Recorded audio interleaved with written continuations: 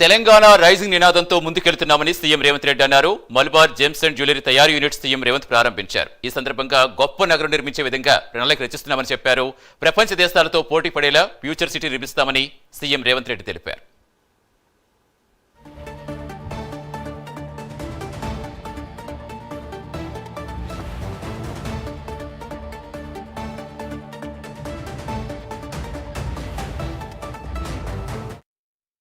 ఇప్పుడు కాంగ్రెస్ ప్రభుత్వం 4వ నగరాన్ని భారత్ ఫ్యూచర్ సిటీని ఈరోజు ప్రపంచానికి అందించబోతుంది. ఆ భారత్ ఫ్యూచర్ సిటీ మహేశ్వరం శాసనసభ నియోజకవర్గ పరిధిలో ఉన్నది.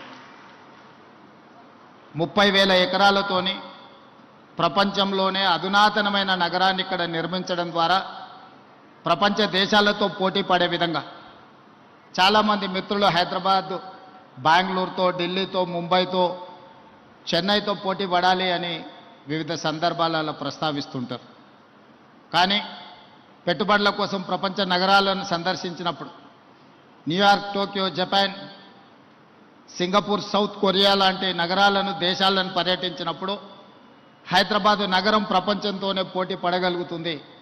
హైదరాబాదు ప్రపంచంతో పోటీ పడగలిగిన నైపుణ్యత ఈ ప్రాంతంలో మన యువతలో ఉన్నది అని నేను, మా మిత్రులు శ్రీధర్ బాబు గారు భావించడంతో ఈరోజు భవిష్యత్ ప్రణాళికలని ప్రపంచంతో పోటీ పడే విధంగా తెలంగాణ రైజింగ్ 2047 విజన్ డాక్యుమెంట్ను ఈరోజు డిసెంబర్ 9, 2025 లోపల విజన్ డాక్యుమెంట్ను ఇవ్వడం, ఆ విజన్ డాక్యుమెంట్తో రాబోయే 100 సంవత్సరాలు తెలంగాణ రాష్ట్రానికి ఏం అవసరం ఉందో ప్రణాళికలు రచించి ప్రపంచంతోనే పోటీ పడే విధంగా మన రాష్ట్రాన్ని తీర్చిదిద్దాలనుకుంటున్నాం.